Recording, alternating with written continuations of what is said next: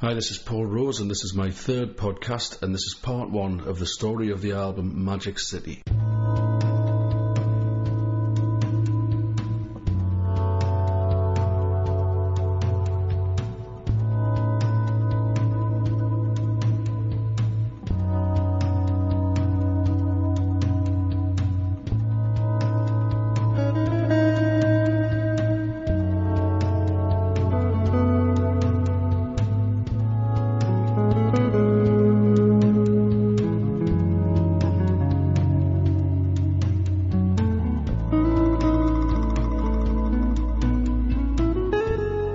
The work that I was doing in the flat on Abbey Road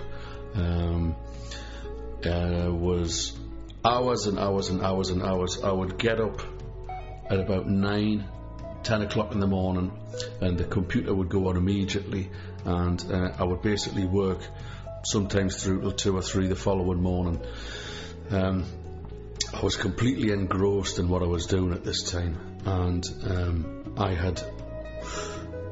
One of the things about Magic City that I think is important to mention is, first of all, I'd got a computer, and I'd got this software, and the whole my understanding of what recording music was about to change enormously, going from using Porter Studios and a little 8-track digital hard drive thing that I recorded some of Slide Away with, to have a computer and all of this software and so many permutations and options, using drum loops and keyboard loops and MIDI sequencing in sync with audio tracks, and reverb. Oh, just absolutely, the world completely opened up.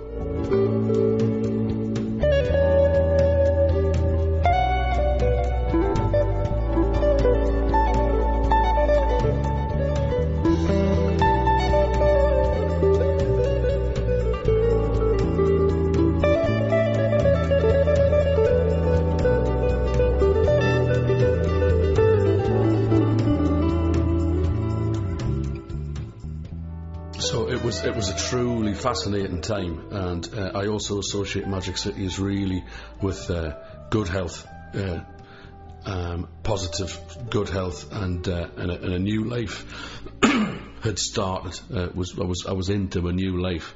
I was spending a lot of time out on the mountain bike riding around London, and London's just a fantastic place in the winter and the summer.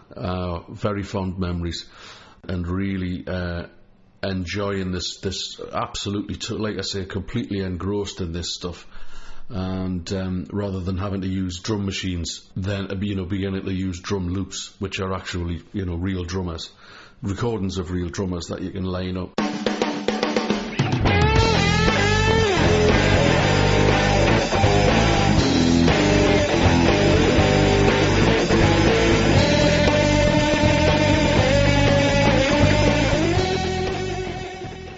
I recorded my favourite things. I was watching the television one afternoon, and The Sound of Music came on, and the intro music of The Sound of Music, it's like a composite. It's a composite of all of the songs. It keeps going it gives you the themes to all of the songs in this one piece of music, just as a taste of what's going to come in the film. And it played my favourite things in amongst these in amongst this composition, and I just thought, and I just heard the melody. It's like I'd heard it for the first time. So I recorded my favourite things. I found the drum loops, and I started to put the thing together, And the front cover of Magic City is taken in the projection room of the Prince Charles Cinema, which is in Leicester Square in central London. A friend of mine, James Emmett, as a photographer, was working as a projectionist in this cinema, and I went there on a Sunday afternoon, and I took my guitar and I had a bath and I combed my hair and went down there to do these photographs. And having heard my favourite things on The Sound of Music 6 months before, completely and utterly unconnected to the fact of this arriving at Prince Charles Cinema, and the film that they were playing that afternoon was The Sound of Music. And if any of you are on the web at the moment, my website's www.paulrose.co.uk, and if you go to the Magic City link on the albums page, you will see the picture of me sitting in front of the projector in the projection room of the Prince Charles Cinema. In the film, that's the Sound of Music on the reel behind me there. Total and utter coincidence that that track was on the album, and that the actual reel would end up on the front cover. There's also a track on this CD called Homework Bound, and it's sort of a play on words. And Homework, there's a track on Homework called Winter Break, and this piece of music, Homework Bound, which is turned up on Magic City, that was a big piece of work. That there's a lot of mixing went into that. It took a long time to get everything balanced.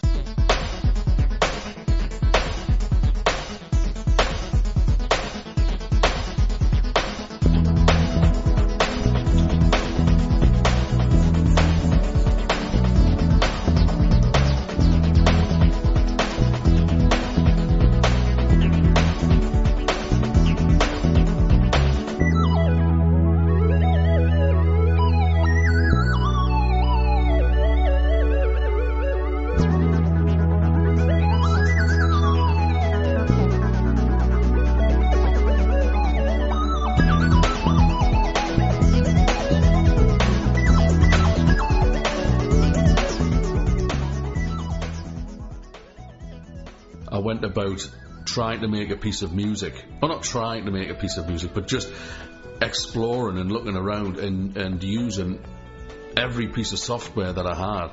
And it was a mind-blowing thing, because you could write a piece of music on one piece of software. So you save whatever piece of music, whether a keyboard part or a drum part, in Sonic Foundry's Acid, or a sequence in Rebirth. As long as you save it as 100 BPM, then you can open up another piece of software and import it, and then you can put anything else against it.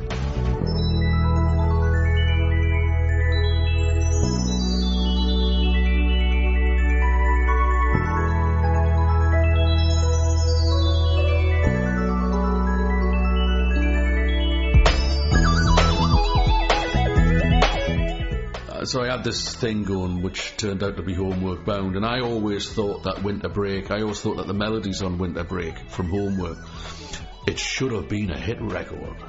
But it wasn't. Maybe it should, maybe it shouldn't, I don't know. But when I'd done it, I thought, that's a great tune, should be a hit record. And so I thought, I'll take that melody out of Winter Break and I'll put it into Homework Bound, and then it continued to move on from there.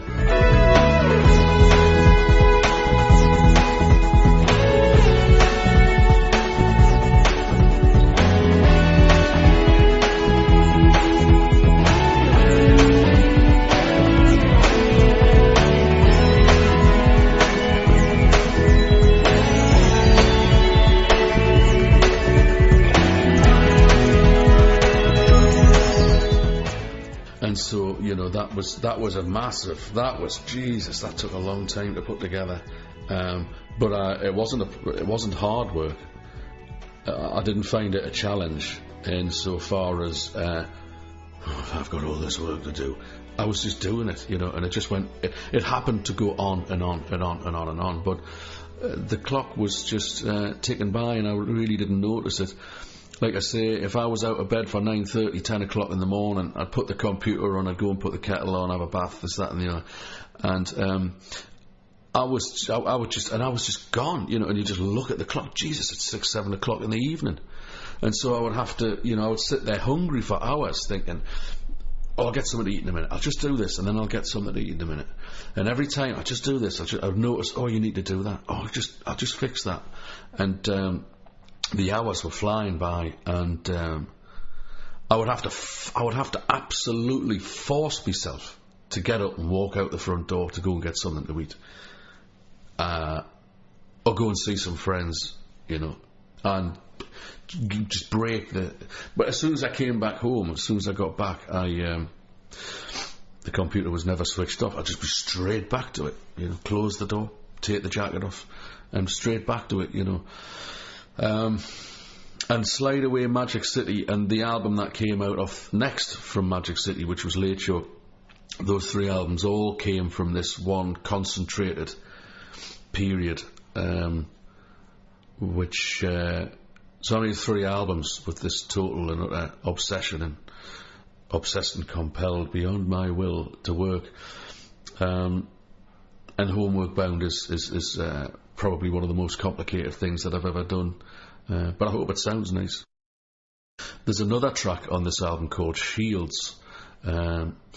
Geographically speaking, my hometown of Newcastle upon Tyne, at the mouth of the River Tyne, there's a place called North Shields and South Shields, and I think because our city's been attacked by Vikings, it's been invaded by Romans, it's been battling with the Scots, and so the mouth of the river's called North Shields and South Shields, presumably to defend the city. I don't know, I made that up, but it might be accurate, I don't know. And I used to go to North Shields, to this pier, with my father and my brother, and we used to fish off there. And it's not a pier, it's a jetty, and we used to walk out onto this jetty and fish off the side. And my father died when we were kids, and I went back to this jetty years and years later after getting sober, and it sort of just eroded away. It's just rotten, sort of, you know, the what it used to stand as, just rotten wood sticking out of the Tyne. There's no walkway left there on it or anything, and it was quite an emotional time. It's quite a sad time when I went back there, and I went back there another day, and I had the mini disc player and a microphone, and it was a really foggy day. It was perfect for this, for what I, you know, go and record the sound of the waves and the birds and that. But it was a foggy day, so there's like a bell ringing in there as well. And I had my mother with us, and I had me and Laura, my daughter, was there as well. And you can hear my mother talking, and I was irate. Oh, can you, desperate? Could you just stop talking? And anyway, I got this sound bite from. I got this bit of sound of. The atmosphere at North Shields there, and my mother, you do hear my mother talking at one point. But I took it back to London, and I did this piece of music where I reversed the guitar, just played these chords, and I put this recording of North Shields on the beginning, and that's the kind of thing that I was doing. You know, I was just looking for new ideas, and involving the environment as well.